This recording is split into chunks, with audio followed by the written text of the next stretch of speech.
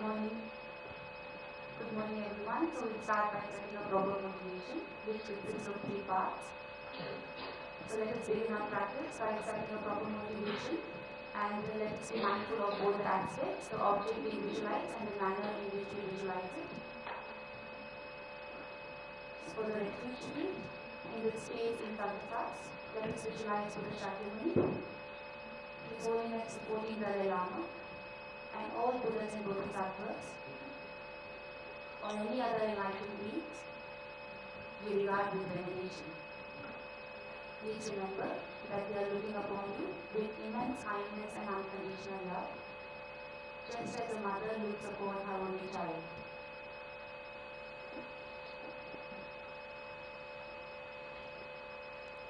Next is the Bodhisattva faith.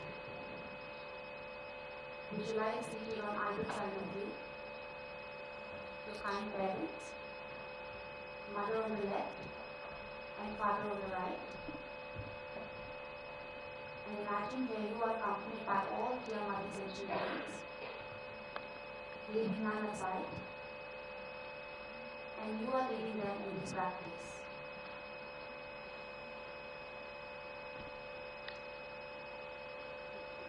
Finally, the purpose of this practice, which is to manifest the Buddha nature, the ultimate source of happiness, by removing the 2 mental obscurations, objective obscuration, which consists of afflictions of negative emotions, contaminated karmas, and infected seeds, and the cognitive obscurations, which are the subtle states or inactivated states of the afflictions and contaminated karmas.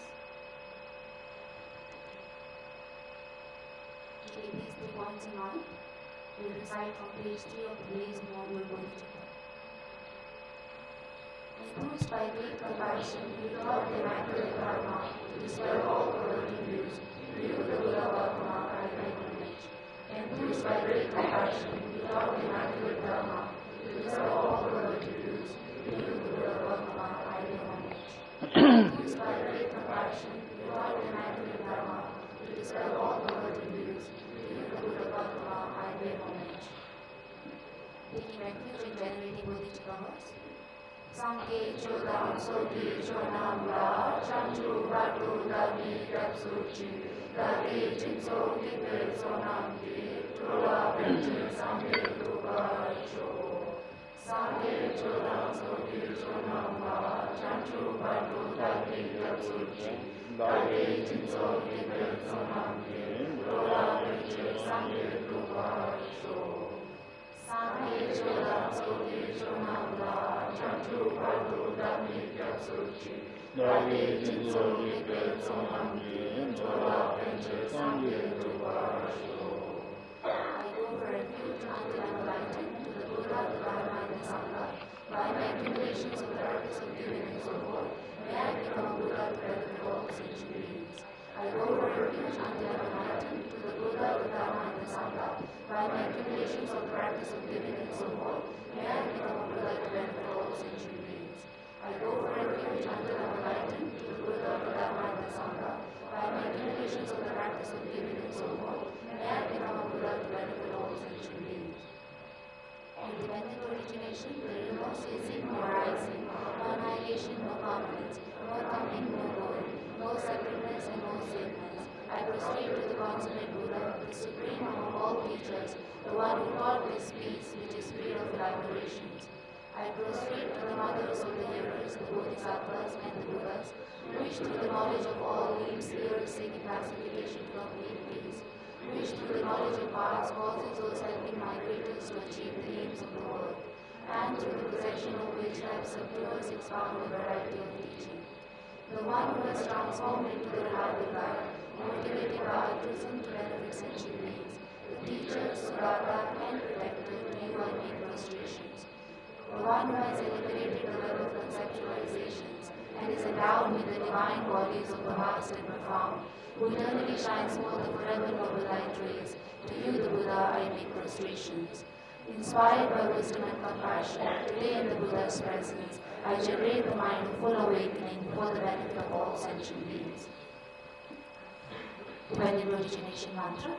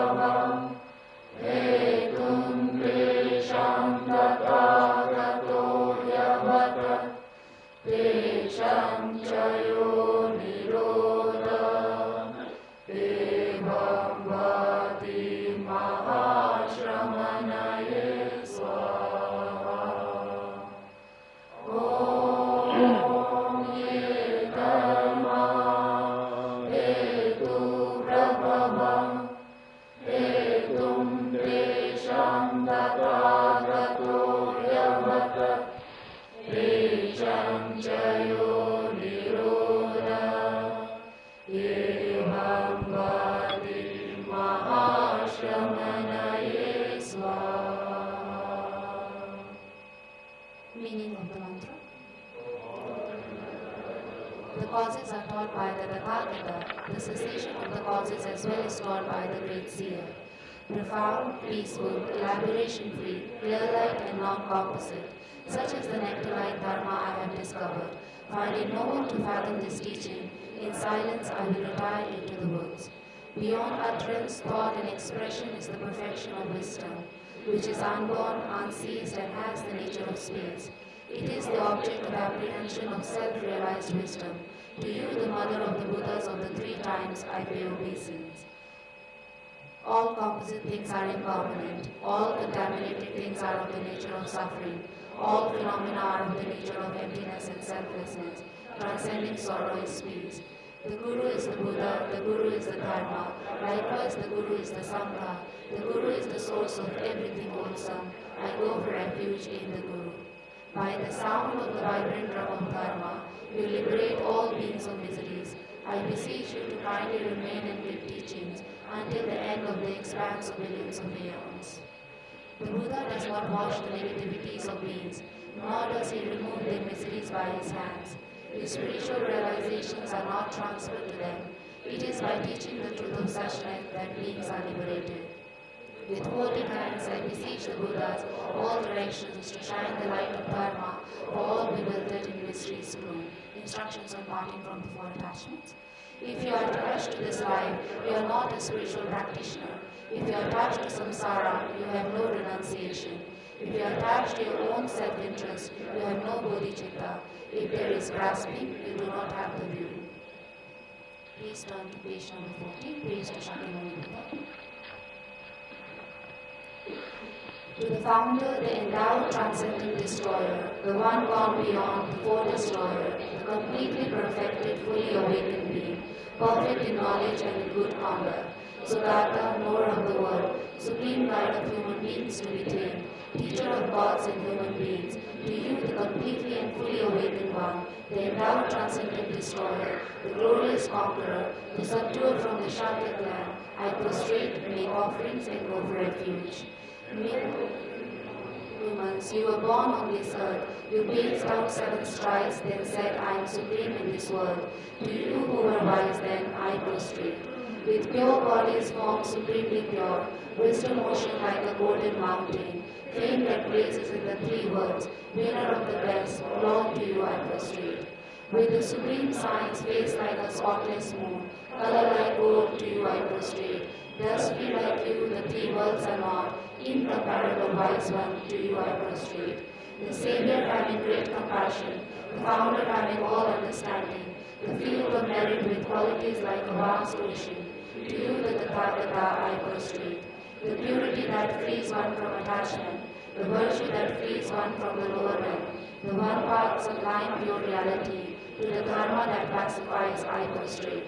Those who are liberated and also show the path to liberation, the holy field qualified with realizations, who are devoted to the moral precepts.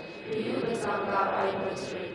Do not commit any non-virtuous actions. Perform only perfect virtuous actions. Subdue your mind thoroughly. This is the teaching of the Buddha. A star, a visual aberration, a flame of a lamp, an illusion, a drop of dew, or a bubble, a dream, a flash of lightning, a cloud. See conditioned things as such.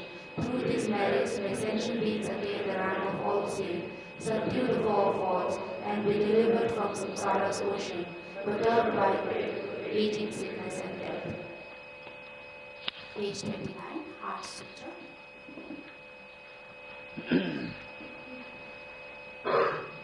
The Heart Sutra, Perfection of Wisdom Sutra. I prostrate to the Arya Triple Chair, thus did I hear at one time. The Buddha was dwelling on Masu mountain in Rajgriha, together with a great community of monks and a great community of bodhisattvas. At that time, the Buddha was absorbed in the concentration on the categories of phenomena called profound illumination. Also at that time, the Bodhisattva, Mahasattva, Arya Avalokiteshvara looked upon the very practice of the profound illumination of wisdom and beheld those five aggregates also as empty of inherent nature. Then, through the power of the Buddha, the Venerable Arya Avalokiteshvara, how should any child of the lineage who wishes to practice the activity of the profound perfection of wisdom train? He said that, and the Bodhisattva Mahasattva Arya Avalokiteshvara said this to the Venerable Sharadvati-putra. Shariputra, any son of the lineage or daughter of the lineage who wishes to practice the activity of the profound perfection of wisdom should look upon it like this, correctly and repeatedly beholding those five aggregates also as empty of inherent nature. Form is empty, emptiness is form. Emptiness is not other than form. Form is also not other than emptiness. Feeling, discrimination, compositional factors are empty. Shariputra, likewise, all phenomena are empty, without characteristics, unproduced, unceased, stainless, not without stain, not deficient, not fulfilled. Shariputra, therefore in emptiness there is no form, no feeling, no discrimination, no compositional factors, no consciousness, no eye, no ear, no nose, no tongue, no body, no mind, no visual form, no sound, no smell, no taste, no object of touch, and no phenomenon. There is no I element, and so on up to and including no mind element and no mental consciousness element. There is no ignorance, no extinction of ignorance, and so on up to and including no aging and death, and no extinction of aging and death. Similarly, there is no suffering, origination, cessation, and path. There is no exalted wisdom, no attainment, and also no non-attainment. Shariputra, therefore, because there is no attainment, bodhisattvas rely on and dwell in the perfection of wisdom, the mind without obscuration, and thus without fear. Having completely passed beyond error, they reach the endpoint of nirvana. All the Buddhas who tell in the three times also manifestly completely awaken to unsurpassable, perfect, complete enlightenment in reliance on the perfection of wisdom. For the mantra of the perfection of wisdom, the mantra of great knowledge, the unsurpassed mantra, the mantra equal to the unequal, the mantra that thoroughly pacifies all suffering, should be known as truth since it is not false. The mantra of the perfection of wisdom is declared. Thertha Om Gate Gate Para Gate Para Sankate Bodhi Swaha. Shariputra, the Bodhisattvas, Mahasattvas should train in the profound perfection of wisdom like that. Then the Buddha arose from the concentration and commended the Bodhisattva Mahasattva and Avalokiteshvara, saying, well said, son of the lineage. It is like that, it is like that. One should practice the profound perfection of wisdom, just as you have indicated, even at the Tathagata's rituals. The Venerable Sharadvati-putra, the Bodhisattva Mahasattva and Avalokiteshvara, those surrounding in their entirety, along with the world of gods, humans, asuras, and gandharvas, were overjoyed and highly praised that was spoken by the Buddha. We recite our Sutta mantra 7 times together. Om Gate Gate Para Gate Para Sankate Bodhi Swaha Om Gate Gate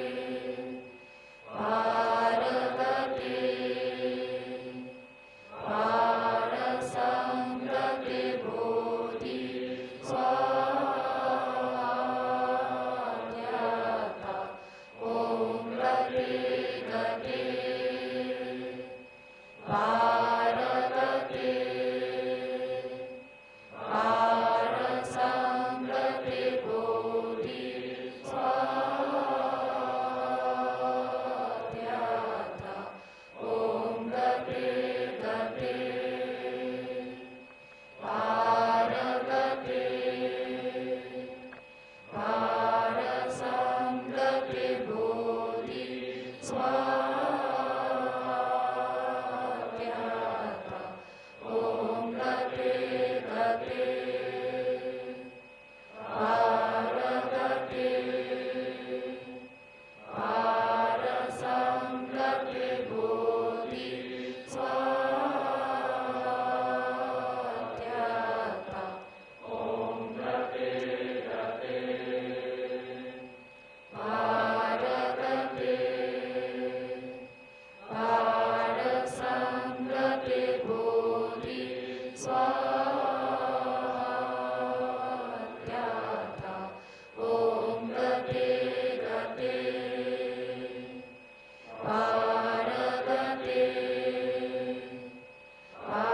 Parasangate Bodhi Swaha. By the teachings of the three supreme truths, possessing the power of truth, may inner and outer hindrances be transformed. May they be dispelled. May they be non-existent. May they be pacified. May all negative forces opposed to Dharma be completely pacified. May the host of 80,000 obstacles be pacified. May we be separated from problems and conditions harmful to Dharma. May all enjoyments be in accord with Dharma. May auspiciousness and perfect happiness pervade this place now. Page 35. 8 verses for mind training. With the determination to achieve the highest aim for the benefit of all sentient beings, which surpasses even the wish-fulfilling gem, may I hold them dear at all times. Whenever I interact with someone, may I view myself as the lowest amongst all, and from the very depth of my heart, respectfully hold others as superior. In all my deeds, may I open into my mind, mental and emotional afflictions arise, as they endanger myself and others. May I strongly confront them and avoid them. When I see beings of unpleasant character, and those impressed by strong negativity and suffering, may I hold them dear for their rare to find, as if I discovered a jewel treasure. When others out of jealousy treat me wrongly with abuse, slander, and scorn, may I take upon myself the defeat and offer to others the victory. When someone whom I have helped, or in whom I have placed great hopes, mistreats me in extremely hurtful ways, may I regard him still as my precious teacher. In brief, may I offer benefit and joy to all my mothers, both directly and indirectly. May I quietly take upon myself all hurts and pains of my mothers. May all this remain undefiled by the stains of the eight mundane concern, and may I, recognizing all things as illusion, devoid of clinging, be released from bondage. Lama Sukha's memory meditation prayer verse 1. From my two collections vast as space that I have amassed from working with effort at this practice for a great length of time, may I become the chief leading Buddha for all those whose minds are blinded by ignorance. 7 in practice, excerpt from the King of Prayers, the extraordinary aspiration of the practice of Samadhi. I bow down to the youthful Aryamanjushu, youth Buddhas, the lion amongst humans, born to freedom in the present, past, and future, in the worlds of 10 direction. To all of you, with body, speech, and sincere mind, I bow down. With the energy of aspiration for the Bodhisattva way, with a sense of deep respect, and with as many bodies as atoms of the world, to all you Buddhas which rise as real, I bow down. On every particle are Buddhas numberless as particles, each amongst a host of Bodhisattvas, and I am confident the sphere of all phenomena is entirely filled with Buddhas in this way. With infinite ocean of praises for you, an ocean of sounds from the aspect of my voice, I sing the breathtaking excellence of Buddhas and celebrate all of you Sugatas. Beautiful flowers and regal garlands, sweet music, scented oils and parasols, sparkling lights and sublime incense, I offer to you victorious one, the Buddhas. And fragrant perfumes, scented wood power heaped high as Mount Meru, all wondrous offerings in spectacular array, I offer to you victorious ones. With transcendent offering fearless and vast, with profound aspiration for all the Buddhas, with strength of conviction in the Bodhisattva way, I offer and bow down to all. Every harmful action I have done with my body, speech, and mind, overwhelmed by attachment, anger, and ignorance, all these I openly lay bare before you. I lift up my heart and rejoice in all the merits of Buddhas and Bodhisattvas in 10 direction, of solitary risers, heuristic training, and those beyond, and of all ordinary beings. You who are the bright lights of the world in 10 direction, who have obtained through me. All you who are my guides, please turn the supreme wheel of Dharma. With palms together, I earnestly request you who may actualize Parinirvana. Please stay with us for aeons numberless as atoms of the world, for the happiness and well-being of all wanderers in samsara. Whatever slight merits I may have accumulated by making prostrations, offering and confessing, rejoicing and requesting that the Buddha stay and teach, I now dedicate all this for the whole awakening of all sentient beings. Short mandala offering.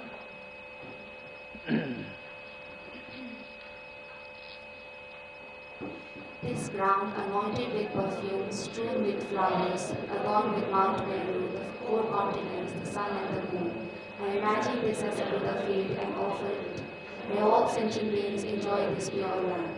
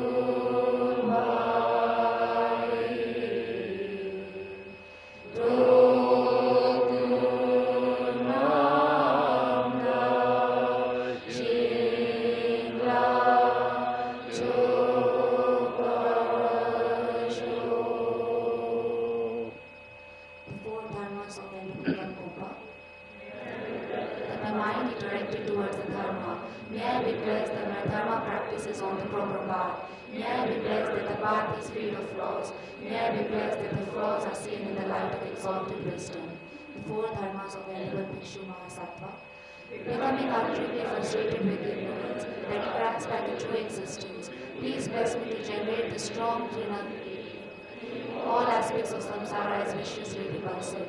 Please bless me that my mind stream overflows with the precious bodhicitta that cherishes others more than myself. Please bless me to have an immaculate experience of wisdom of emptiness that does not see even an atom of intrinsic reality, on the basis of understanding how things come into being by dependent origination through mere conditioning.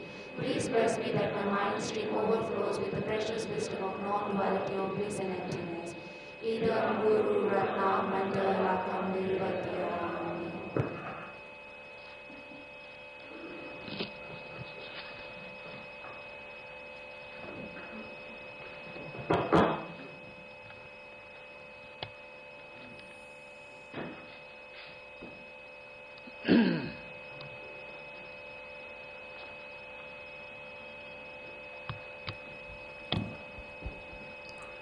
Thank you, Venerable. Thank you so much.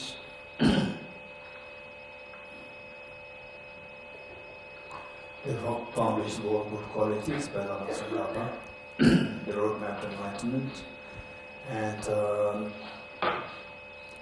for our daily practice, what we're doing, this is more so like the full form of your daily practice. And if you do this much, that's amazing. And then alongside your studies of meditation, with this practice, the morning, if you do it on your own, it's going to be like 1 hour, not 2 hours. So there's explanations and we can take a little time. And in case, if you're really, really, really pressed for time, you don't have time, and the emergency case and so forth, and the refuge bodhicitta, and if you could recite this, the foundation for good qualities. This roadmap, again, it gives you a very comprehensive picture within just 3 minutes of the recitation by the meanings. They're extremely good, and we are very fortunate that Lama Sukhapada composed this text, very short, succinct, and which you already elaborated. This is what you find in the form of 3 huge volumes in English, 3 huge volumes, but it's just condensed in 14 verses. So if you can read this, from the meanings, and this one part. The next is in every practice that you do, meaning that whether it be short length or mid length or the detailed version. And yesterday Zidula, she so kindly requested Venerable Kumbhela and the team, and Venerable Kumbhela, always very positive and kind, printed this out. Some of you may, okay, so there's a Russian version and the English version both there. So what constitutes the detailed version of the daily practice, what constitutes the middle length, what constitutes the short length. And this is the one which I compiled. It doesn't mean that this is only way. Don't think that this is only way. This is how I compiled it, put together from all these many years of being with the participants for retreats.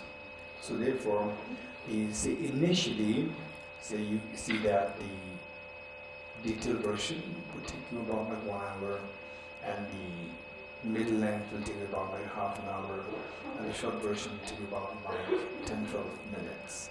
That is. So therefore, if you are really pressed for time, you don't have the time for emergency or whatever, busy schedule and so forth, you will do like 10 minutes. So this will at least make sure that the flame of your Dharma practice will not die. It will keep your flame in the Dharma continue. And then finally, if you see the prospect of today you're doing the practice and you see it's busy, and what would be my life like? My life is always going to be somehow like this. You say that, oh, I have to do this, I have to do that, this, and then I have to go for shuffling, I have to go for cleaning the house. This is what you always have to do. So therefore you'll never get a chance to practice the real Dharma. So in some cases, the hospital I have mother to take care of, at home my father to be taken care of, and then my children to be taken care of, then this to be taken care of, and so forth. And that is the reason. So that we cannot really say, I have to do my practice 2 hours, 3 hours, and then you neglect everything else. This is where you are lacking compassion. But there are times we should really know where to draw the line. Where to draw is extremely important. It's so important that finally this is the lifeline of our being, this life and the future lives that we're going to practice. So, she's so kindly, everything is in her hand, and made that ready to just reduce all these things. So feel free to get the copies, the Russian copies and the English copies, or you want to get the soft copies, feel free to get that. This will be helpful for us. And then later on, when you really get the command of your own Dhamma practice, this is what should be like to your own, the conviction and the confidence and experience, then it's not necessary to stick with this. You can do design it on your own. That's perfectly fine. Are you ready? The foundation of all good qualities by the Muslim Kaaba. The foundation of all good qualities is a kind and perfect pure Guru. Correct devotion to him is the root of the path. By clearly saying this and applying great effort, these blessed men rely upon him in great respect. Understanding that the precious freedom of this rebirth is found only once, is greatly meaningful than this difficult fighting yin. This blessed man is generally the mind that unceasingly day and night takes its essence. This life is as impermanent as a water bubble. Remember how quickly it decays and decays. Versus non-versus come and follow. Finding definite conviction in this, please bless me always to be careful to abandon even the slightest negativity and accomplish all virtuous deeds. Samsaric splendors are unsatisfying and unreliable, seeking them to the door to all suffering. Recognizing these shortcomings, please bless me with a generous, strong wish for the bliss of liberation. Led by this pure thought, mindfulness, alertness, great question arise. The root of that teaching is keeping the Pradesh laws. Please bless me to accomplish this essential practice. Just as I fall into the sea of samsara, so all my migratory beings. Please bless me to say there is trained in Supreme Bodhisattva and they bear the responsibility to free migratory beings. Even if I develop Bodhisattva but I don't practice the three times of morality, I'll notice enlightenment. With my clear recognition of this, please bless me to practice the Buddhism of life with great energy. Once I pacify the distractions of wrong objects and correctly analyze the meaning of reality, please bless me to generate purely within my mind stream the unified part of common body expression inside. Having become a pure vessel by training the general path, please bless me to enter the holy gate of the fortunate ones, the Supreme Vajra Ego. At that time, the basis for accomplishing true attendance is keeping pure vows and samaya. As I've become firmly convinced of this, please bless me to protect this vows and pleasure of my life. Then, having realized the importance of the two stages, as is the Vajrayana, by practicing with great energy, realize the teachings of the Holy Guru. Like that, may the Gurus who showed the noble path and the spiritual friends who practice have long lives. Please bless me to pacify completely all out and any hindrances. In all my lives, never separated from perfect Gurus, I enjoy the magnificent Dharma by completing the qualities of states and the paths, and could attain this state Vajratara. I'm reading some verse in English. Venerable Bodhisattva, great treasure, non-referential compassion, and Manjushri, master of flawless wisdom, as well as Vajrapani, destroyed holds the demons without exception. Sankava, crown jewel of the sage of the endless knows, those on top of to make restorations.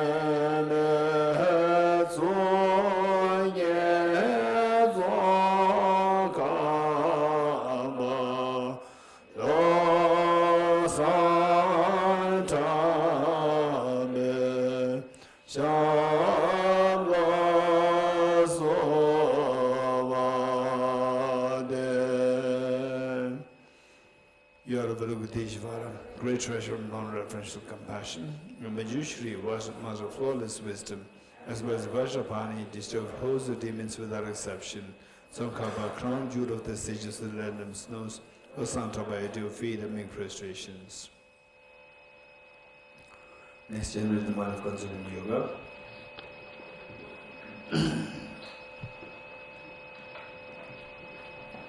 Our 5 minutes meditation.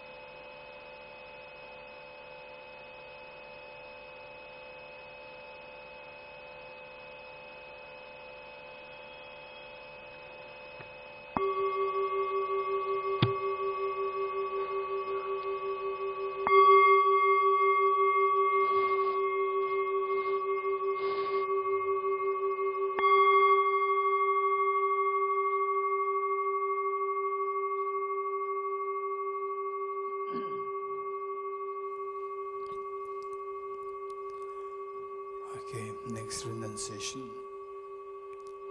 So the first part which we did now, this is the single point meditation or shamatha meditation, more technically shamatha meditation.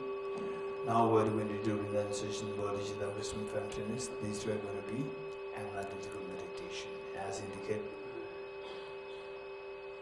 Yeah, we read it yesterday from the wisdom chapter, guided Bodhisattva, refined by Bodhisattva, indicating the wisdom of emptiness needs to be practiced in both forms. First you have to establish what emptiness, what the reality is. Establish that. This is done by the analytical meditation. Once you get firm understanding of what emptiness is, then try to focus on the single point meditation with respect to emptiness. And of course, it's not that easy. Emptiness, the object, emptiness is the object that is very subtle, because of which the moment you try to settle on it, the object disappears. Again, you have to bring it back. To bring it back requires analytical meditation. So this is how we have to keep doing it, and gradually your meditation emptiness, to getting hold of the emptiness, become a little stable. So whenever you like to experience it, you get it. So whereas, say, once in a while, the flash of the emptiness may come, but it disappears, instantly it disappears. So this is what happened, because the object is so subtle, we never had the experience of this before. So what I'm saying is, it doesn't mean that with that, okay, you get it, it's like this. No, this is not what we share with you. Even if it is the similitude of the real emptiness, even if it's just a very gross understanding of emptiness, even that will disappear instantly. And again, you have to build it, you have to get it. To get it, you have to engage in analytical meditation. Again, you practice, and then this is how we just try to hold it and it disappears. Again, bring it back, or you bring it back through meditation. Again, it disappears, and gradually it will last longer and longer in the hand. At one point, even if it is very gross, it doesn't matter. At least what comes to you, and you see that your mind cools down, your mind settles. If this reaction, if this is how your mind responds to the understanding happens, that's good enough. But don't be complacent. We have to keep refining the understanding. For example, you're going to say His Holiness temple here. You go down, Meghalogans, this is closer to His Holiness temple. You see that more people, the pious, and the wanting to be around His Holiness. These people we will see more of them there. And further away, generally speaking, further away, people are going to personal business, purely personal matters and so forth.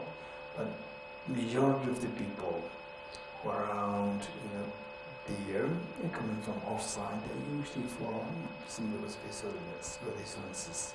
Here, not this matter, still this is the temple, where His Holiness is. The whole place becomes a temple.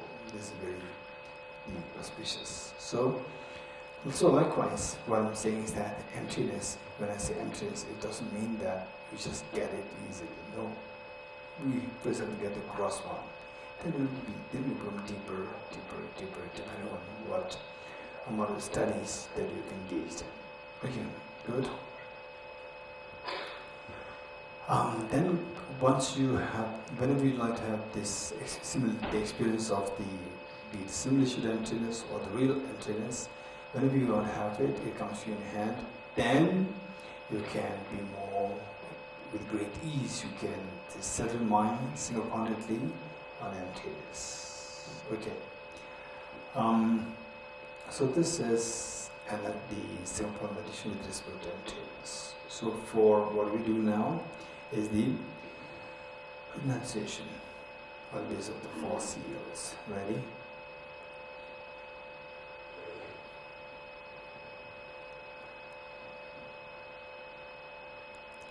Renunciation. Renunciation is to renounce miseries, not to renounce happiness. To renounce miseries, we need to know how to renounce causes of miseries.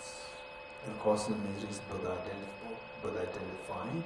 The need for Buddha for the causes of miseries is what the Buddha taught in Ye Dharma mantra, Ye Dharma Hetu Prabhava, Hetu Desham Tathagatu Yavata. All these phenomena arise from causes, and the causes taught by the Tathagata. So what are the causes that the Lama taught is exactly what Arya summarized in the form of one verse. It says in common self-fictions is nirvana. Common self-fictions arise from the conceptualization of inappropriate attention, which in turn arises from the elaborations of self-grasping ignorance, and this elaboration ceases through the wisdom of five-days. So 5 points. What 5 points? The first one is the resultant state of miseries, and the remaining 4 are the causal factors. And of these causes, one, we have to take care of the grosser ones, to make sure that we don't fall prey to these, the cause of miseries, and ultimately we need to think of the long-term plan to cut the root, that is, to cut the self-grasping ignorance. And again, to reach to that level of the ignorance, the surface of the ignorance, we have to get through the grosser ones. So, grosser, to these subtleties, Buddha identified as the 4 levels of ignorance. Of course, there are many more, but summarized in this 4. Misconceiving impermanent phenomena as permanent, misconceiving impure things as pure, misconceiving miseries as happiness, and misconceiving what is selfless nature as of selfhood. To combat these 4 misconceptions, or 8 the levels of ignorance, the Buddha taught the 4 seals. First, all composite things are impermanent.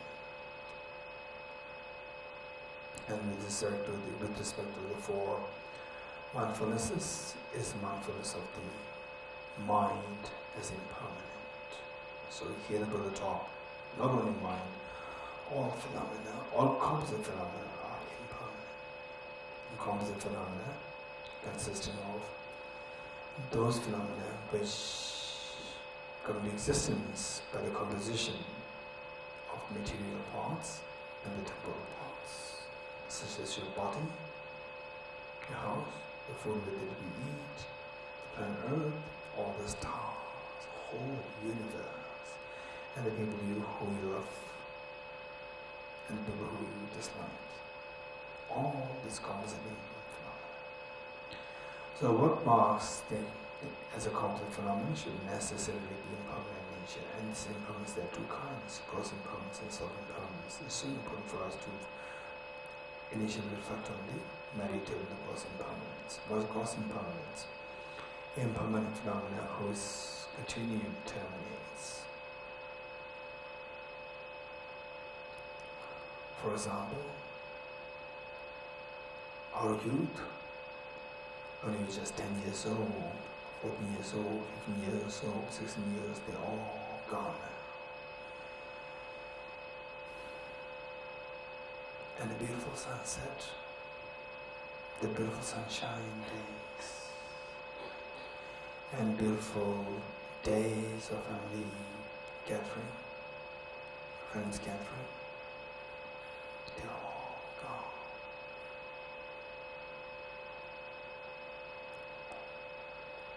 And today, we have so many things in our mind to do. In the checklist, there are so many things to do. And the young ones, they have so much of things. Oh, I have this, I like to do this, do that, so forth. And the parents also have expectations from their children. And it's not something new to us. This was the case 200 years ago, 300 years ago, 1,000 years ago, 2,000 years ago, and so forth. But whether the aspirations are fulfilled or not, the career is fulfilled or not, all gone. The parents, children, the plans, they're all gone. And don't think that we are fortunate ones, we're experiencing is so alive with us. is also impermanent. 100 years down the line in the future, not even a single person here from the Tushita from this group will be alive there. And how many of us will be remembered at that point? Hardly any. This is impermanent. It is for this reason, every time we experience beautiful moments, you can enjoy, take part in these beautiful moments, but give yourself a little space, a little time before you plunge into this. Even this will disappear. Remember this. And then engage in it. Once it's gone, again, give yourself a few seconds. I said it will disappear, and now look, it disappeared. This is how unreliable the beautiful mundane happiness is. I said it, and now it's proven. Oftentimes we are sucked up by the lack of awareness of the impermanence of these beautiful days. To conclude, the Buddha summarized, all what gathers will disperse, all what meets will separate, all what is accumulated will get exhausted. All what stands will fall. Mount Everest we stand so elegantly, so gigantic, and is doomed to fall one day. What is born dies. Yes, that's very true. That's very true. There's going to be a day for each one of us. If we're lucky, there's going to be a day for each one of us. Oh, he is sick. She is sick. Hospitalized. Now, if the doctors give up on him, on her, this day will come. They're too very lucky. If not, sudden meeting with sudden accidents. You have not thought you will leave, and then people just feel so sorry that I wish that this person, if did not meet with the accident, would have lived another 10 years, 20 years, 30 years. There should be some excuses when leaving the world. This is what the Buddha taught. If we concentrate on this, when we actually meet with these tragedies, we are not shocked. Our mind is very prepared to the next journey. In the next journey, you can make it very beautiful. But remember, recalling these points, then next journeys can be prepared, and it's going to be very beautiful. It is like shedding your old clothes and getting a new set of clothes, and shedding the old place and getting a very beautiful place. It's going to be a very beautiful journey, provided we reflect on these points. All composite things impermanent, and underscore all these gross impermanence. Whose continuum terminates. There should necessarily be the momentariness involved. The change that you see in a year's time, in 10 years' time, in 20 years' time. For example, the people like my age. So we have all the old age indication signs. And 20 years ago, 30 years ago, these were totally non-existent. And if you don't believe in this, look at the photographs of yourself 30 years ago, 40 years ago.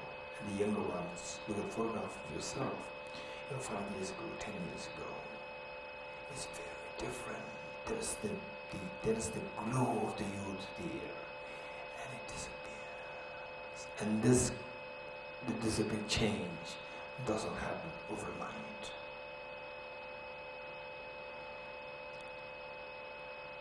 If the change, the visible change that you see in the span of 10 years' time, it should necessarily go through the changes year by year, month by month, day by day, hour by hour, minute by minute, second by second, millisecond, millisecond.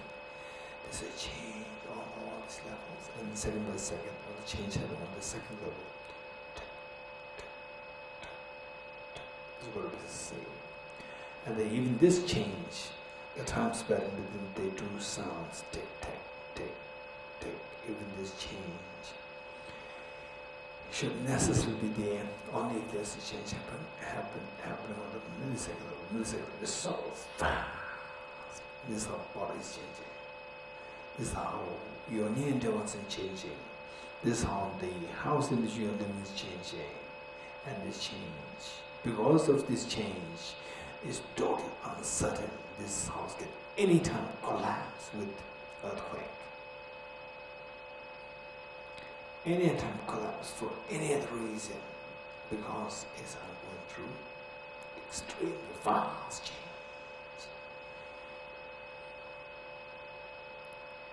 And this like your body is changing like this, so anytime you can feel some pain and you go for the deep checkup, you may be diagnosed with cancer. Anytime can happen to anybody. It's not just to that person, this lady, this man. It can happen to me. It can happen to you anytime. It's very scary. It's as though you are thrown into an extremely fast moving train by an unknown person. Yes, faster train moves. More the fear. Why? We don't know where this train is taking us. If the train, who decides where the train is taking us? The train driver. If the train driver is your mom and dad, no doubt take you to a bigger spot. But if it is the terrorists or under the dictates of terrorists, it will only take us to misery.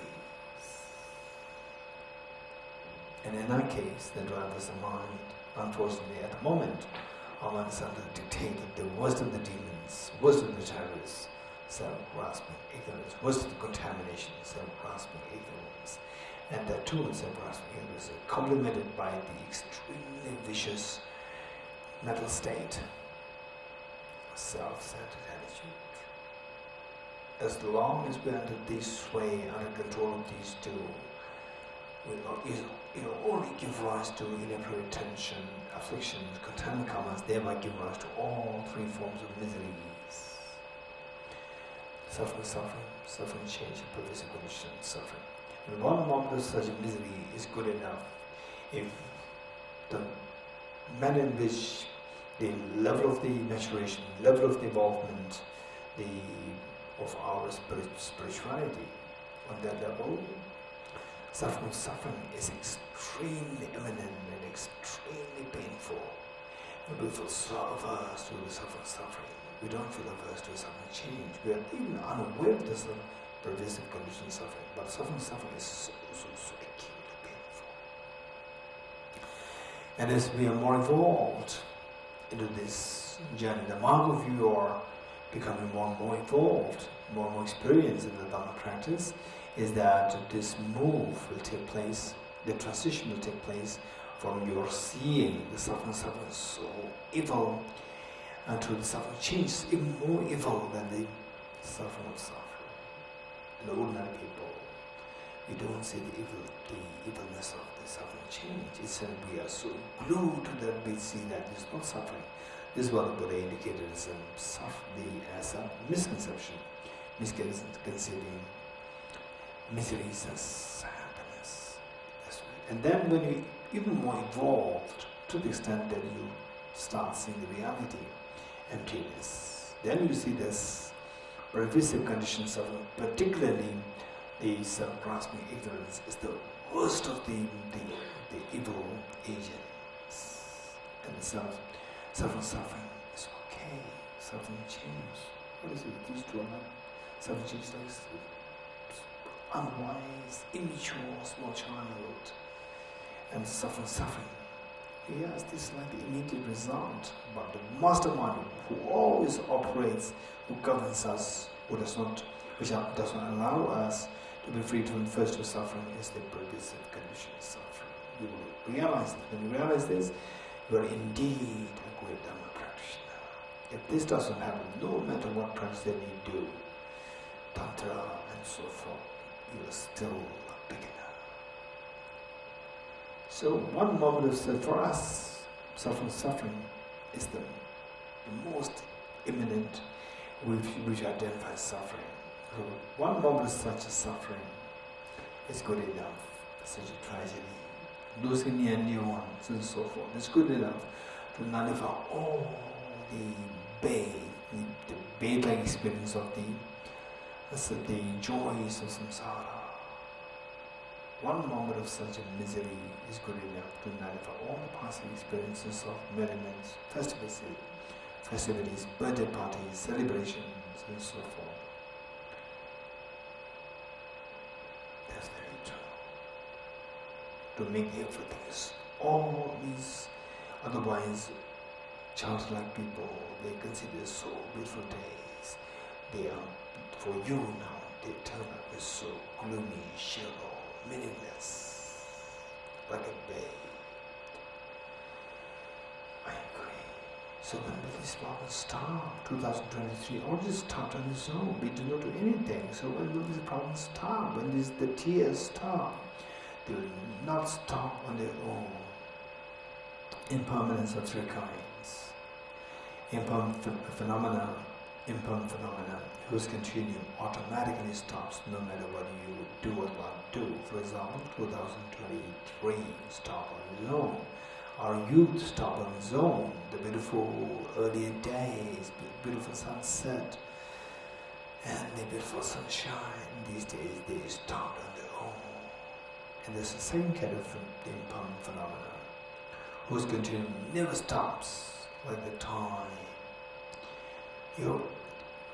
Your mind, and then the atoms, at the most they may change, they form into energy, but they will never stop, they continue.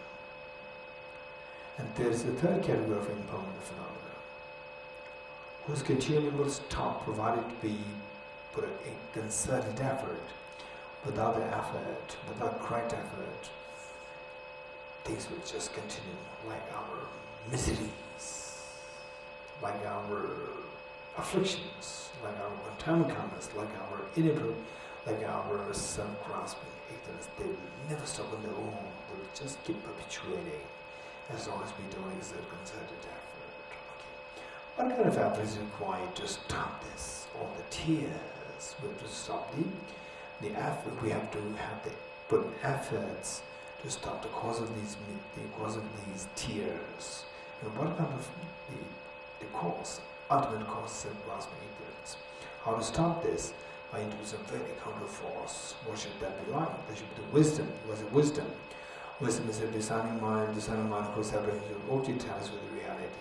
And what's a reality? Reality is what the Buddha indicated is a third seal. Everything is a nature until it is selflessness. So what is this like? Okay, today we'll meditate on the emptiness of yourself once more. Okay, what are you doing? I'm meditating. And what's your body doing? My body's in meditative posture. Okay, and how does this person who you identify as I appear like a dream that it might be projecting this person, or is so objectified there, independent of my dream? Of course, objectified independently of my dream. This belief that the person exists independently of your mind is objectified. This is the ignorance, self-grasping ignorance. How do you know that this ignorance is not valid mind? Remember, to evaluate it, this does exist in their fashion or not. We need to evaluate it. Arinigarjuna gave us an amazing instrument to evaluate this reality. When Arinigarjuna, in his text, Precious Garland, taught, if the mirage were to be water, were not those for the mirage see water? Through a similar total reasoning, applying it to self. If the self who identifies I to be existing objectively, why don't I see the self as I go closer to its object? Okay, now let us subject the self by going closer to the self, which technically referred to as subjects of ultimate analysis. Subject analysis. Whatever you see which is not self should be discarded, because you are not going there to look for something else. Your subject analysis to see the objective self. Okay. Subject self-analysis, we end up seeing the thin little skin, behind that the fatty tissues, behind that the muscles, cartilages, the whole skeleton, the heart, the lungs, the liver, pancreas, gallbladder, intestines, and so forth. These all parts constitute element of earth, and none of the element of earth is to be identified as intrinsically as the self. One with the self. In other words, these are not identified as the self in the eyes of analysis of teachers. Element of water, which is the blood. 4 liters of blood which is pumped in and out by the heart to different parts of the body. Of course, that is not. Element of fire. 2,600 joules of energy of your body, in other words, the body heat, is also not the element of air. 4.6 liters of air that you breathe in and out through your lungs. Of course, that's not even space. 99.99% of our body is space. But I'm a solid person, space vacuum nature. Even the space also not me. What is left now? Now only my mind, the consciousness is left. Even this consciousness, or the mind is not me. I'm a male, I'm a non-male, I'm a female, I'm a non-female. But the mind doesn't have gender. Gender is possible on the basis of the body, therefore this mind is not me. And also that people can see me, but people cannot see my mind. So therefore this mind or consciousness is also not me. Okay. So now, subjecting this self-analysis, what I see now, I'm just in 6 elements.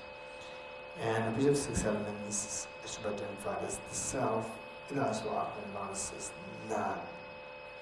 If none of these 6 elements are to be identified as intrinsically as the self in the self-analysis, remove them to see if the self does exist as different from, intrinsically different, objectively different from these 6 elements. Remove 6 elements. What is left there? The self is different from the 6 elements. Nothing is left there. Okay. So, seeing the self as intrinsic, one with the parts or 6 elements, or different from 6 elements, where is this intrinsic self which earlier you saw? It's no, to my surprise, it's nowhere to be seen. Now I'm discovering that objectively, this self who identifies I is just totally false, it's empty. Stay in this experience for a while. Okay, there's amazing practice, amazing, very profound. But what's the benefit of this practice? Yes. Just as this self dissolves with the feeling of like a little shock in your mind. Wow, this discovery that I'm making. Likewise, this analysis is applicable to even your sorrows, the miseries, mental disturbance, all from the mental disturbance. They will likewise dissolve in the thinning of the emptiness. Wow, that's amazing. So your sorrows are transcended, your sorrows dissolve in the experience of emptiness, and the peace very profound, peace, absolute peace dawns in you.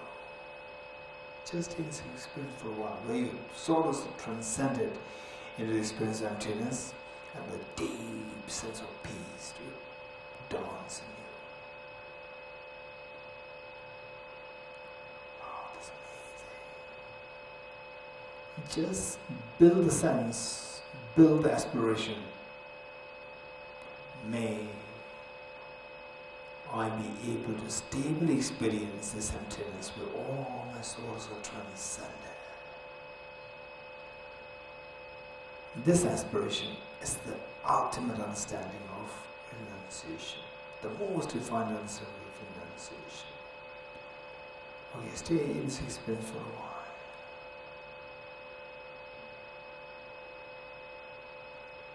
Okay, then slowly come out of this meditation renunciation, and then move to the Buddhism practice.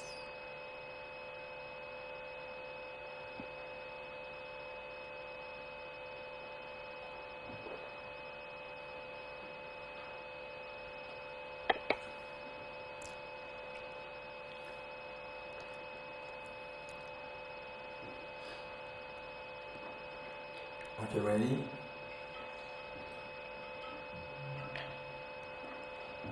Okay, before we proceed to the Buddhism practice, let's do the physical exercise. Yes. So we do absorb, then we forward the physical exercise and the breathing exercise. Okay. Ready?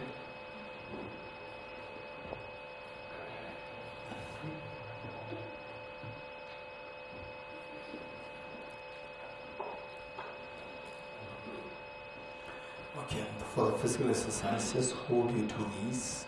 Remember this, hold your two knees. And back on upright, don't keep it tight. Don't keep it tight, just loose, but the ground should be straight and the back upright. Okay, with this, then your right shoulder in and the right arm straight. Right arm straight, right shoulder in, and the left arm a little bent. Okay, and then right shoulder. And try to bring it as close as to the left knee 3 times. 1, up. 2.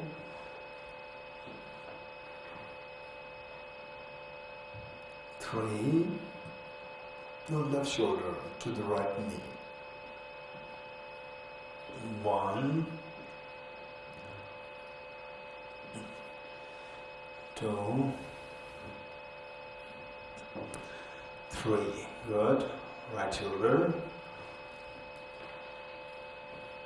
1, 2, 3. Good. Left shoulder. 1,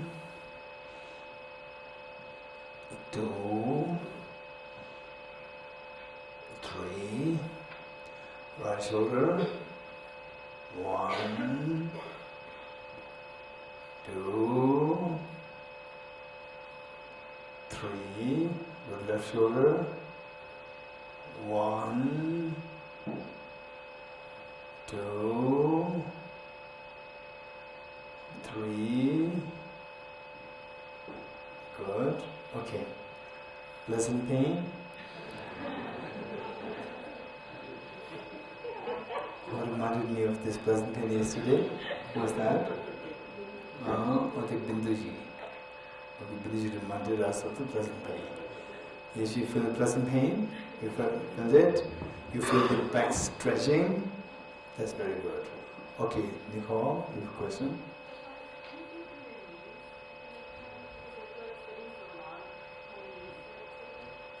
Okay, then stretch it. Don't force yourself, knee pain. Okay, so what I would say is that knee, I think you have to stretch, which means we are not 20 years old. Yeah. Whereas what is this? Thighs, then the calves. If you have pain on these, then it's the cushion issue, Cushion should not be too hard. It will very quickly you will start have the pains on your thighs and calves and so forth. If the cushion is too soft again, there's imbalance there. The cushion imbalance is there. One side a little soft, other one is harder, and again it's going to give rise to pain. And if it's also extremely balanced but very soft, it can easily make you go into drowsiness, sleepiness. So we should be extremely careful to have the cushion not too hard. This is very hard. Yeah, it's very hard. And okay, this is one thing. And gradually that will come later. For example, the Buddha Shakyamuni, when sitting under the Bodhi tree. There is no kind of cushion. It was just a grass. You're getting it? So when the meditative samadhi, meditative concentration extremely deep, profound, then your sense consciousnesses will not really affect you much, because, for example, like non-dual wisdom, the moment anybody goes into non-dual wisdom of emptiness, all the senses are shut down. All the senses shut down completely. So you will not feel any numbness or the pains and so forth, because these are pains, so forth is all the bodily pains, which is the tactility. Your body feeling the tactile sensations. So this will all stop, shut down, but that is a very high level. So for us, better to have a very balanced the cushion, not too soft, not too hard. Okay, good. Next, Bodhisattva. Oh, breathing. Yes. Okay. So later when you do it, we don't have to do it like this. You just do it directly. Start directly, just to demonstrate. Okay, good. So arm straight. Pull through and the backbone upright. Not rigid. Okay. Pull through your knees, legs, ribs, front, then to left, and the right fist under your left armpit, and then let release the forefinger, and with the hand side block the right nose for 3 times. Breathe.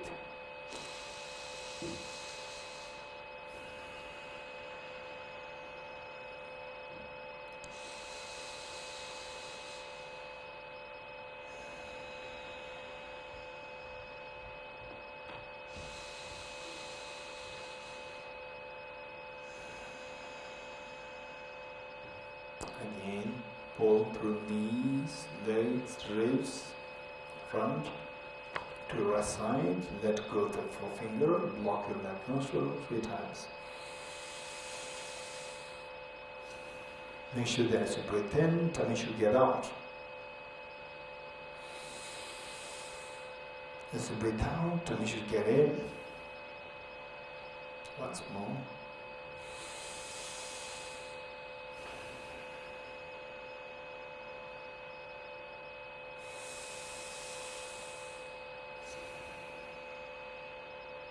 Once more, knees, legs, ribs, the front. Okay, pull in both knees, breathe through both nostrils.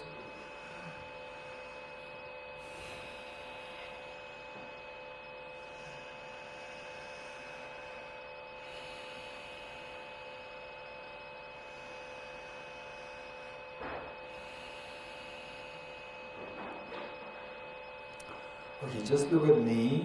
Say when I breathe in, what is my tummy? Some people, when I can see that when you breathe in, your chest is expanding, which means that you are not moving your tummy down, your tummy expand. Okay, just see.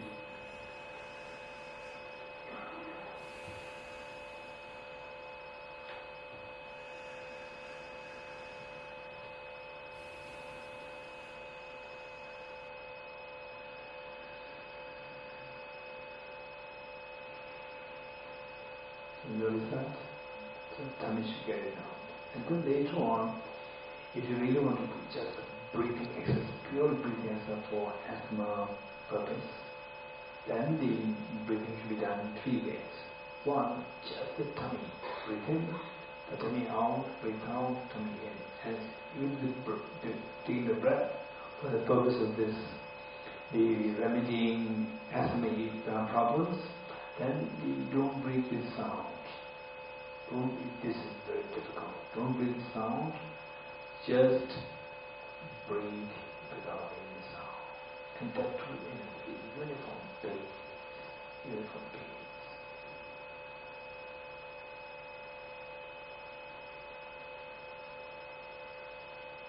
Breathing has much slower. And then at a certain point, and breathe where your own tummy moves, not the chest. Number 1. Breathe out again slowly at the same pace, breathe out, and the tummy slowly gets in and the air is pushed out as much as possible at the same pace.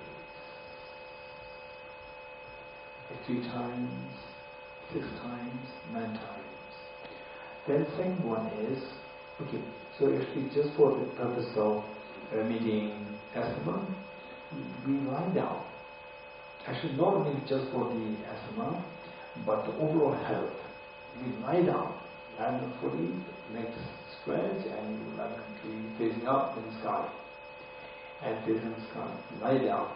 And then that would be much more comfortable, easy. So first, the tummy without moving the chest. Number 2, move the chest without moving the tummy.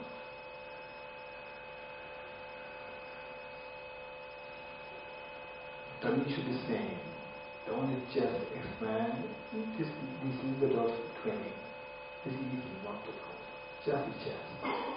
And then do the same thing without noise, without the sound, and at the same pace. It's very difficult, particularly when the air is being fully sucked in, and then to hold it is very difficult at the pace. And when you again breathe out, when the air is almost like empty inside, again it's so difficult to hold your body, the tummy or the chest empty for long. You can't do it for long. Again, it just be like this crave, not just crave, it's a bodily reaction to suck in the air. So when that happens, just try your best to keep it at the same speed, same pace. Number 3, the chest and the tummy both expand. Both expand and both shrink. Okay, this is if you do that, it's extremely good for, of course, the oxygen intake is amazing and the lungs exercise is just amazing. Lungs exercise. So there is asthma issues.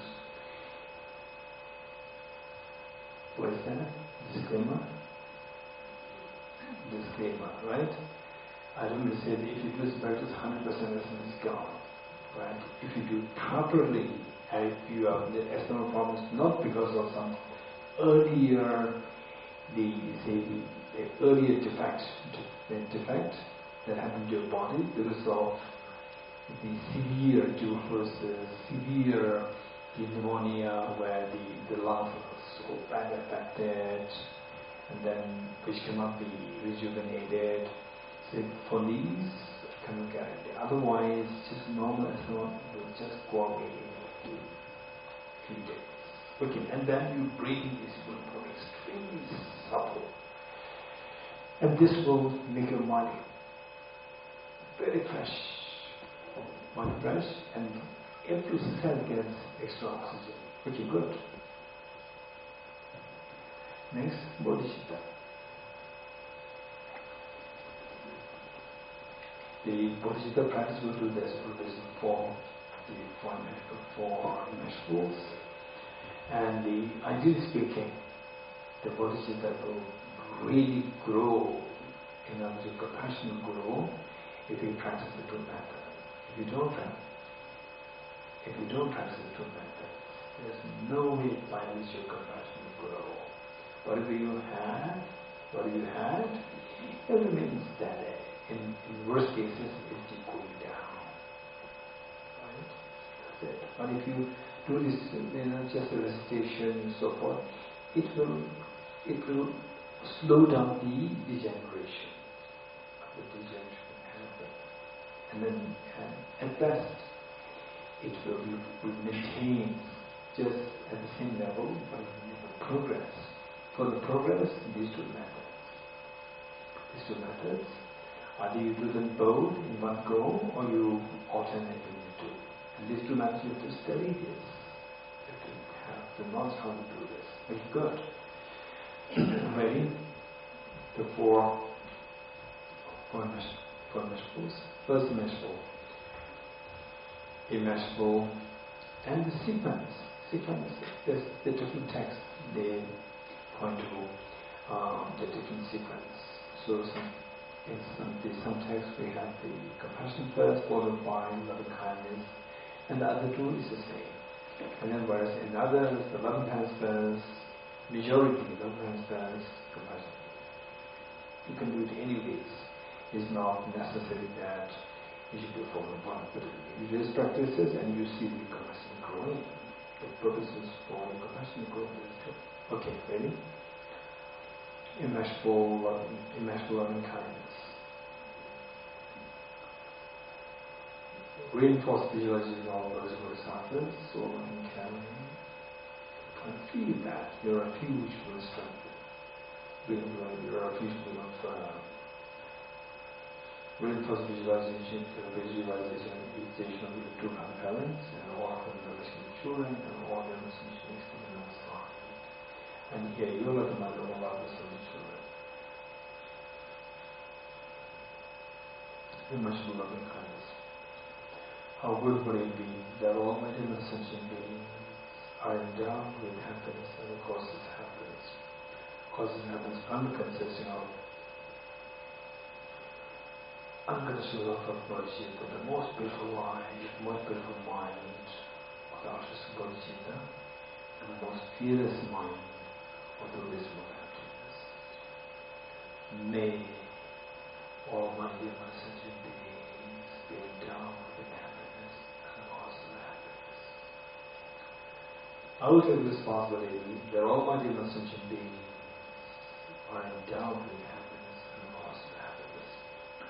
The Buddhas and Bodhisattvas witnessing the making such courage that the mother after all these many years of raising children today, the eldest daughter just 12 years old, and the son, US eldest son, just 11 years old. Two of them come to the mother and tell the mother, please keep what you've donated for us. You're already grown up, we take care of all the siblings, all the 5 siblings. And the mother could not believe her eyes, and yes, was happy and proud. Tears of joy rolling down her cheeks.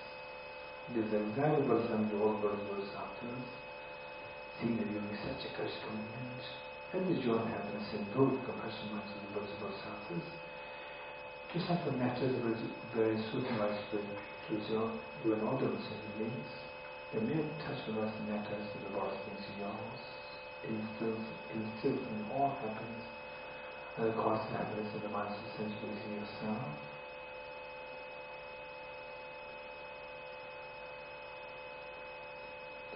And you witness such a miracle happening for yourself with the sentient beings. You're intense happy. Take 3 deep breaths, silent review.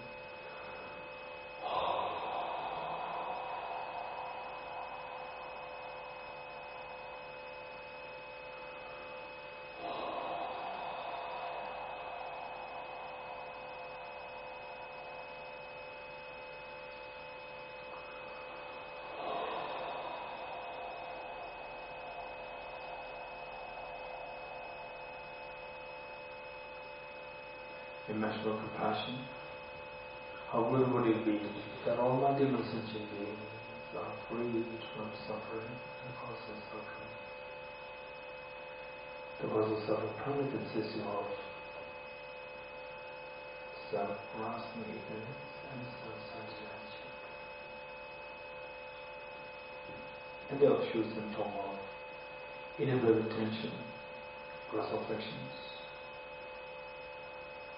and our family karmas. May all my demon sentient beings be free from suffering and the cause of suffering. I'll take the responsibility that all my demon sentient beings are free from suffering and the cause of suffering.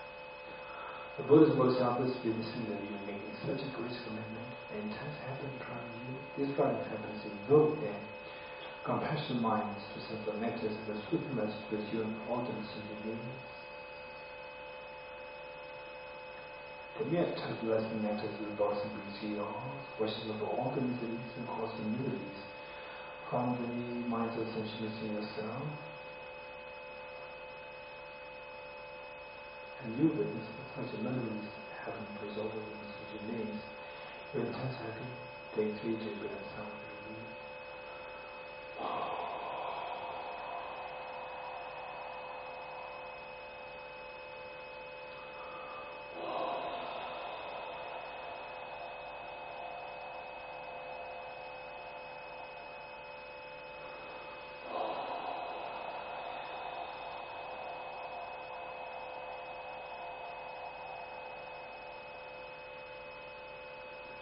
immeasurable joy. How good would it be that Almighty non-sentient beings are never separated from happiness and the causes of happiness that they endowed with. May Almighty non-sentient beings never be separated from happiness and the causes of happiness that they endowed with. I'll take the responsibility that Almighty non-sentient beings are never separated from happiness and the causes of happiness that they endowed with. The Buddhist Bodhisattvas witnessing that you make such courageous commitment, the intense happiness of you, despite happiness in flowing compassionate minds who suffer anxious for sweetness, pleasure, and all the sentient beings. And mere touch of lust and nectar in the box makes yours, stabilizes happiness and causes happiness.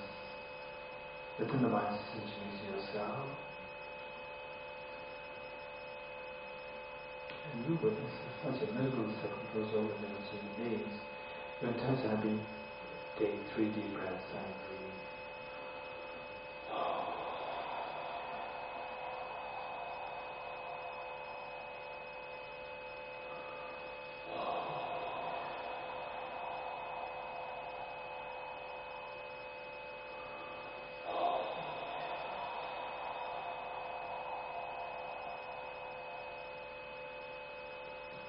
Immeasurable equanimity.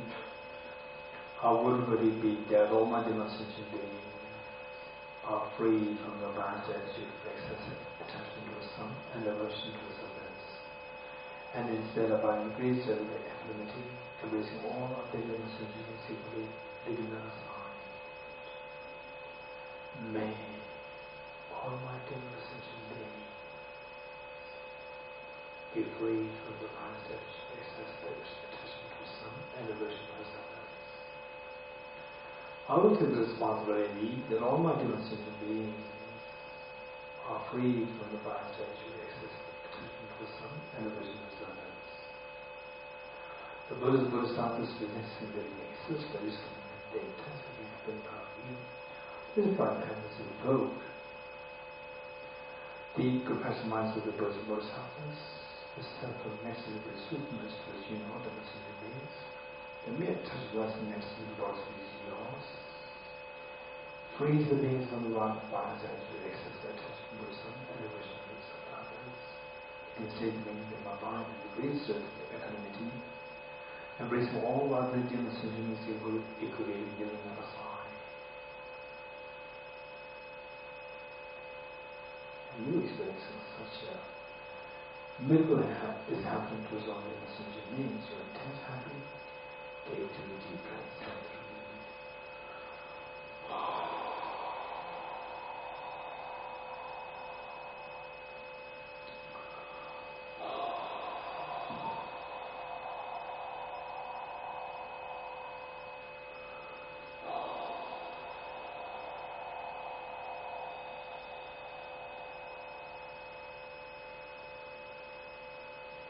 Underscore all 4 vegetables is the unconditional love.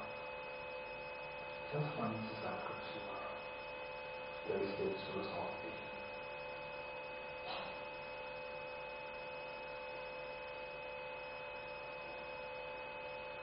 And this unconditional love is the foundation for your Bodhisattva, eventually Buddha. With folded hands, let us name Bodhisattva 3 times wholeheartedly. Be it superficial business matter. Therefore, this is the practice of praying. May I become Buddha for the benefit of all my dear sentient beings.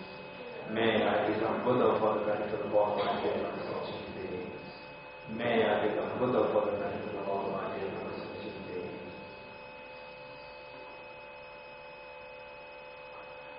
Slowly transform this spiritual mind of Dorji to this properly clean, modest, white modest, horizontal sitting in your heart. Okay, that's amazing that you made such courageous commitment to quote Buddha for the unfortunate. That's amazing. But remember that no matter how much you squeeze your hand or sand or comes out, yes, I know that. I'm like hands for some glass seeds rather than towards the sand. Now the Buddha initiative we have to see the perfection in every sentient being, whether they are Buddhism, non-Buddhist, male or female, religious, non-religious, It doesn't matter. Everyone has a seed of perfection. Everyone has a seed of awakening. Awakening in Sanskrit is known as Bodhi. So everybody has the seed of Bodhi, Buddha nature. If that were the case, why not? It is activated, manifested since long time ago. You had the opportunity, all these innumerable lifetimes from the beginninglessness, still beginninglessness. Why not? It's activated. Yes, that's very true. Till today, I've been being deceived by the two demons, self-grasping, ignorance, self-centered attitude, coming in the facade of my best of the friends and guides, but always behind me, they're trying to obscure what is the ultimate reality, what is nirvana, what is Buddha. And today I'm disillusioned by these two. What are you going to do if you're disillusioned? I'm going to do everything to exterminate these two demons. What will you do? I'm going to introduce a very powerful remedy. What is that remedy? The wisdom of emptiness. Given that the demon is self-grasping ignorance, the remedy lies in the wisdom of emptiness. So what is that wisdom like? That is quickly retrieve the meditation into the self.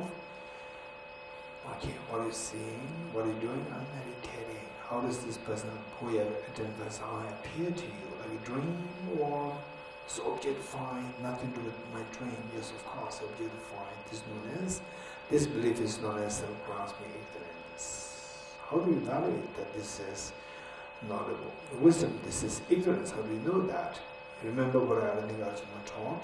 If the mirage were to be water, were not those close by the mirage see water. Likewise, with a simple token of reasoning, if the self were to be existing objectively, why don't I see the self as a object? Okay, now that is subjective self analysis, you end up seeing the 6 elements. And earth, fire, water, air, space, and consciousness. Okay, which 6 elements is can be identified as intrinsically as one with the self in that analysis? None. If none, see if the self existence is objectively different from these 6 elements. Remove 6 elements, what is left? Nothing is left there. Okay, now from object, where is this self which you already saw as nowhere? To my surprise, I'm discovering that this self is purely subjective. It never existed as subjective. We see this experience of the emptiness of the objective existence of this self. Slowly transform this amazingly fearless mind of the wisdom of emptiness into a spotless green thumb-size white vajra, vertically sitting on the modesty of the heart. Oh, that's amazing.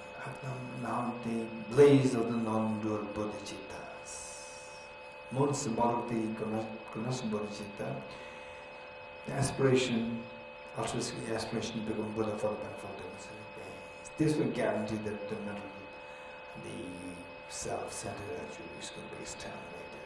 And the Vajra is symbolic of the ultimate bodhicitta, which is a non-dual wisdom of the high Bodhisattvas. This is guaranteed that all human developments, be they afflictive or cognitive, are going to be exterminated completely.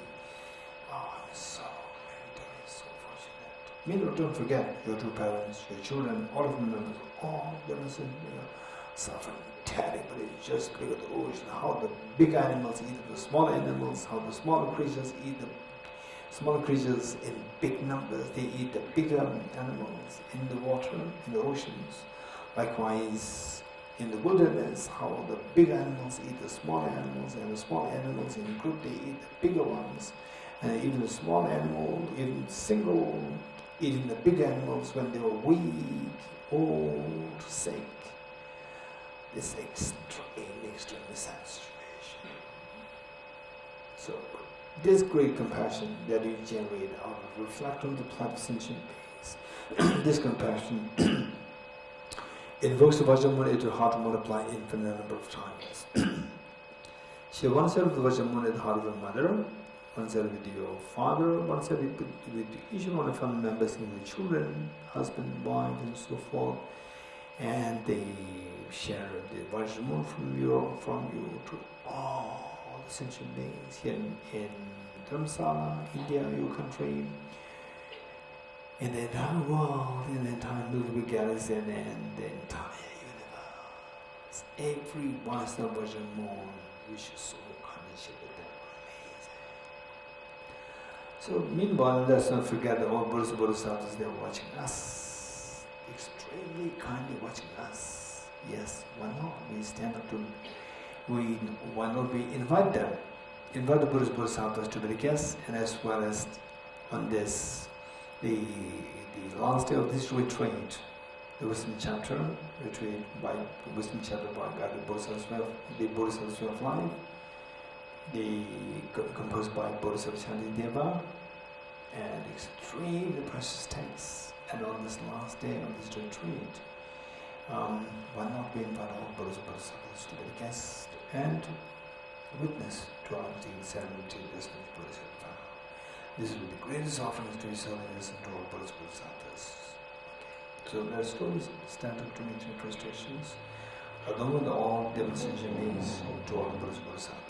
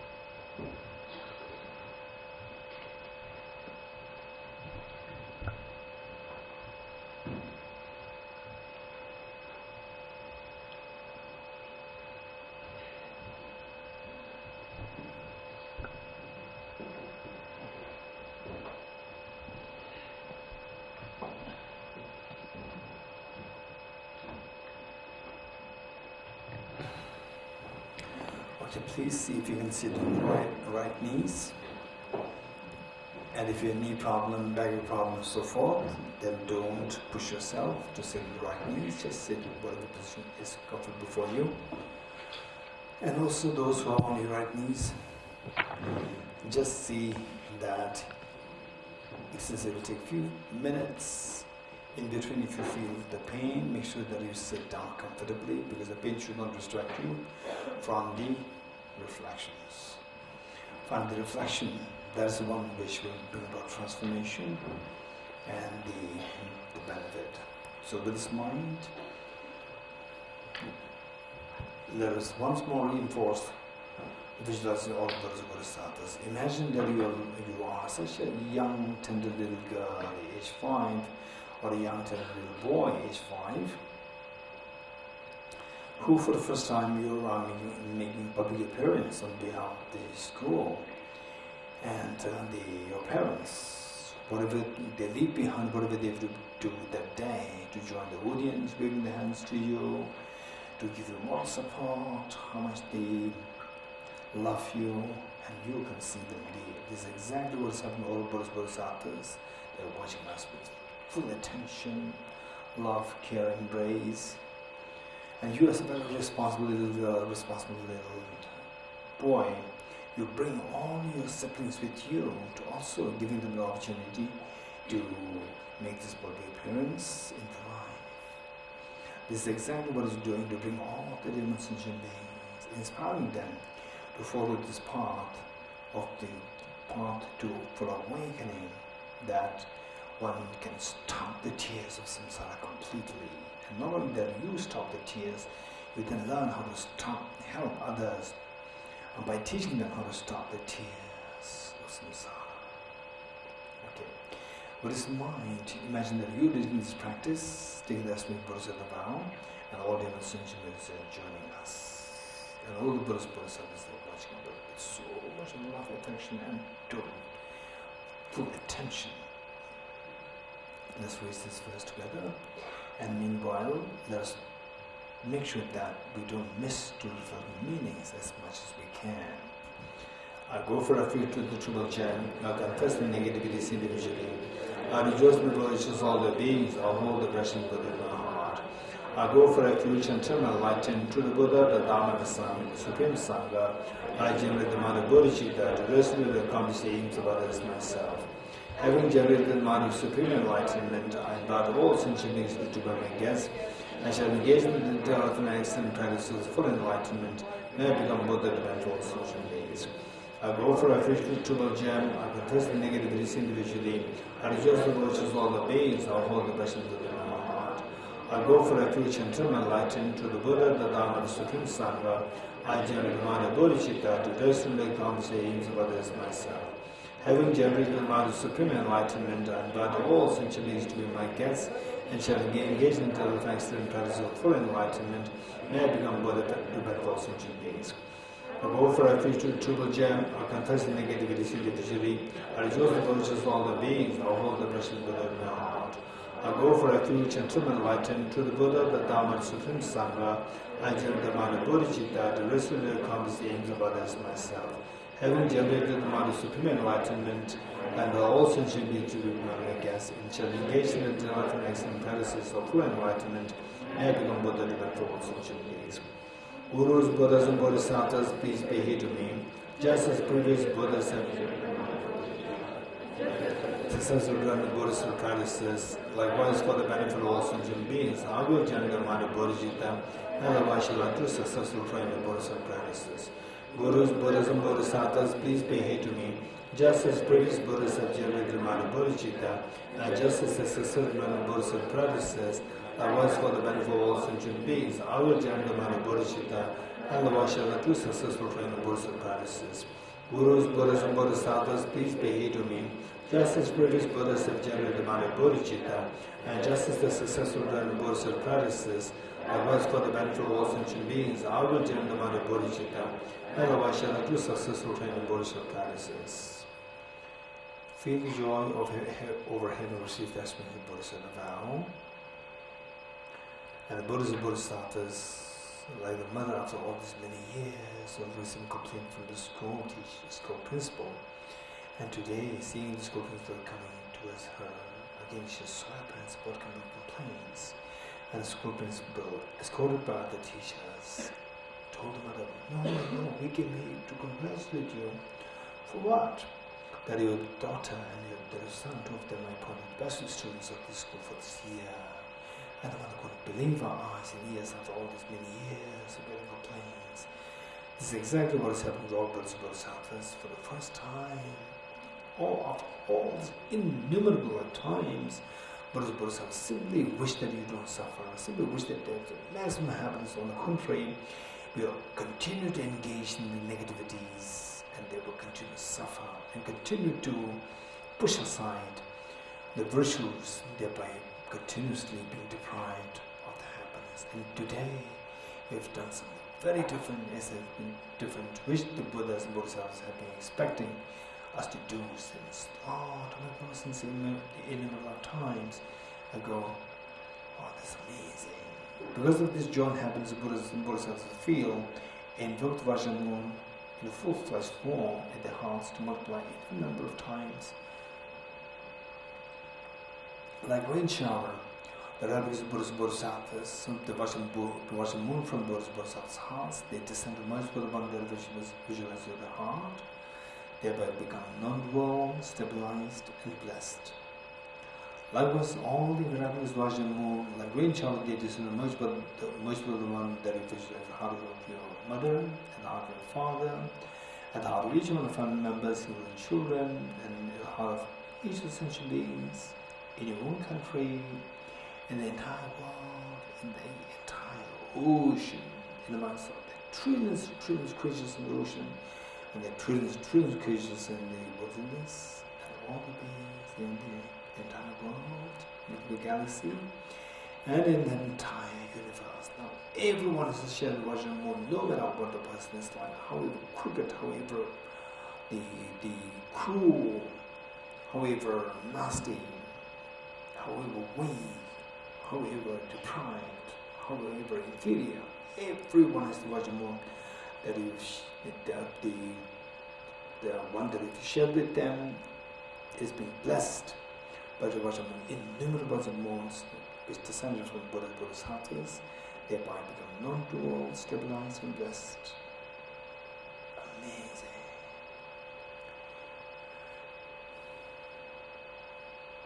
Of all the gifts that you can think of to make to essential beings, there's nothing greater than the gift of the attitude, the ceremony, less Bodhisattva. And today you have gifted them with this most precious gift. And of all the offerings, Buddha declared that one moment of generating compassion far excels the gifts of filling the whole universe, filled with the universe filled with the gems and offered to all Bodhisattvas of all directions. If this were to be the case, what I mentioned of our heavenly has been Bodhisattva, and today you make these offerings to all Bodhisattvas, particularly Bodhisattva, living Buddha today. So likewise, in your life, what's the purpose of life? Thus far, what purpose have you obtained from life? Nothing. And what you did today, this is of the greatest of purpose, a meaning for you to stop the tears of this life, stop the tears in the future lives. And today, you have gifted this, you have extracted this meaning, given this meaning to your life. And all these wonders happening because of the incredible blessings and the kindness of all Buddhist Bodhisattvas, as is a gesture of making, as a gesture of thanking them, along with all the other souls you make, let us slowly stand up to make true appreciations to all Buddhist Bodhisattvas.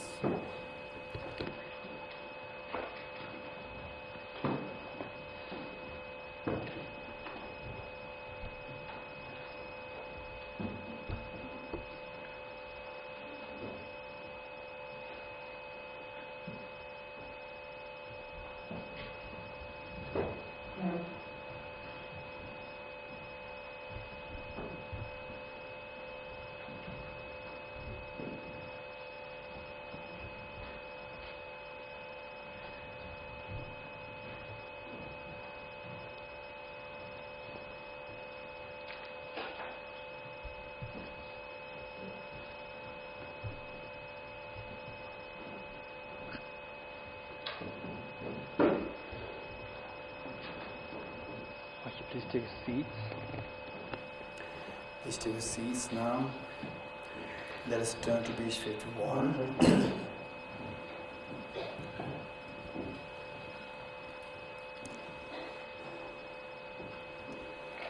So now, this practice that we will chance to do, to make sure that we come in contact with this practice in the future lifetimes as well, we'll include this in the form of a very powerful prayer, page 51. Throughout my future lifetimes, may I always be guided by the compassionate Buddha and be able to uphold the true precious Bodhisattva that sit in the cosmos of life. Throughout my future lifetimes, may I always be guided by the compassionate Buddha and be able to uphold the true precious Bodhisattva that sit in the cosmos of life. Throughout my future lifetimes, may I always be guided by the compassionate Buddha and be able to uphold the true precious Bodhisattva that sit in the cosmos of life. In order to further increase this Bodhisattva from now on, those with discernment who have lucid the seeds and awakened mind of Bodhisattva in this way should highly praise in the following manner. Today my life has borne fruit, having well obtained this human existence, I've been born in the family of a Buddha, and now am born of Buddha's children. Thus whatever actions I do from now on must be recorded with the family, never shall this disgrace or pollute this noble and ancestral trace. Just like a blind man discovering a jewel in the rubbish, a heap of rubbish, likewise by some coincidence, a wicked mind has been born within me. Is the supreme ambrosia that overcomes suffering and death, is the inexhaustible treasure that is restores poverty in the world, is the supreme medicine that quells the world's disease, is the tree that shelters all beings wandering in Pantana part of conditioned existence, is the universal bridge that leads to freedom from the unhappy states of birth, is the dawning on the mind that dispels the torment of distant conceptions, is the great sun that finally removes the mystic ignorance of the world, it is a quintessential butter from churning the middle of Dharma. For all those guys traveling the path of conditioned existence, who wish to experience the abundance of happiness, He shall satisfy them with joy and actually place them in supreme bliss.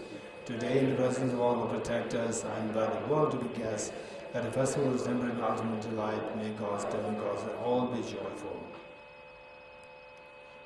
Okay, we'll start the medicine Buddha mantra.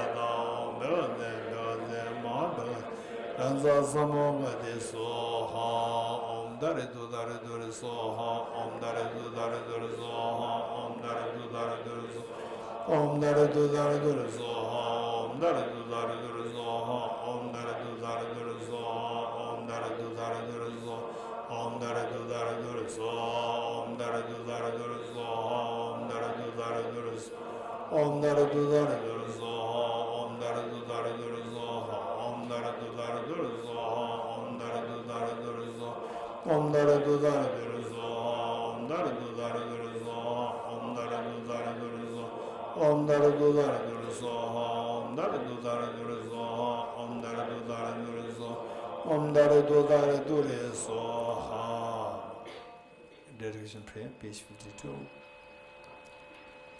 I dedicate the merit thus gathered twist realization meditation in the prayers of Buddhas and Bodhisattvas for 3 times under the holy doctrine, scripture and insight, and all life through the force of this merit. They were separate from the 4 wheels of the mind and vehicle, and accomplish all the stages of the path, in the demonstration Buddhiji that perfectly in the 2 stages. From our 2 collections, vast space that we have mass, from working with effort in this branch for a great length of time, may become the chief leading Buddha for all those whose minds be surmised by the awakenings.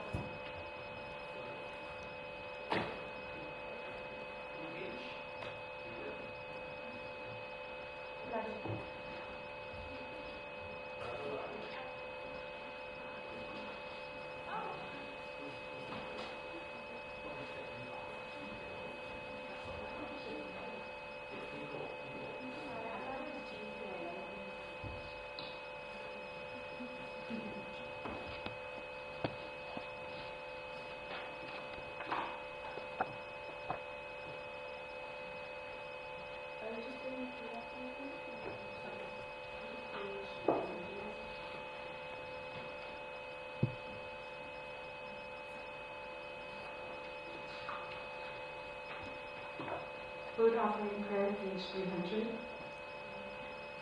We offer this food to the Buddha, the teacher of unconditional love, on the basis of understanding the interdependence of oneself and others. We offer this food to the Dharma, the perfect teachings of the Buddha. We offer this food to the Sangha, the perfect practitioners of the teaching. By the power of offering this food to the three jewels, and all infinite freedom suffering under the spirits and so forth, and eventually led to full awakening, which is the highest state of happiness. Samikya, Shukya, Samikya, Padekya, Samikya, Samikya, Vatishe, Namaraminda, Samikya, Namda, Shiva, Chabhavi. The qualities of the Buddha are inconceivable. The qualities of the Dharma are inconceivable. The qualities of the Bodhisattva are inconceivable. By the power of venerating the inconceivable, the results of freedom as well are inconceivable. We offer this food to the inconceivable fields of perfection. Rinpoche, Gyalame, Tamche Rinpoche, Tembalame, Genyu Rinpoche, Gyalame, Kunjo Sumna Chabhavi. The precious Buddha is the sublime teacher. The precious Dharma is the sublime protection. The precious Sangha is the sublime assistant. We offer this food to the three jewels, the sources of refuge. We go for refuge in the triple gem, and possess the negativities individually, and rejoice in the virtues of all beings, and hold the precious Buddha in my heart. Two persons together.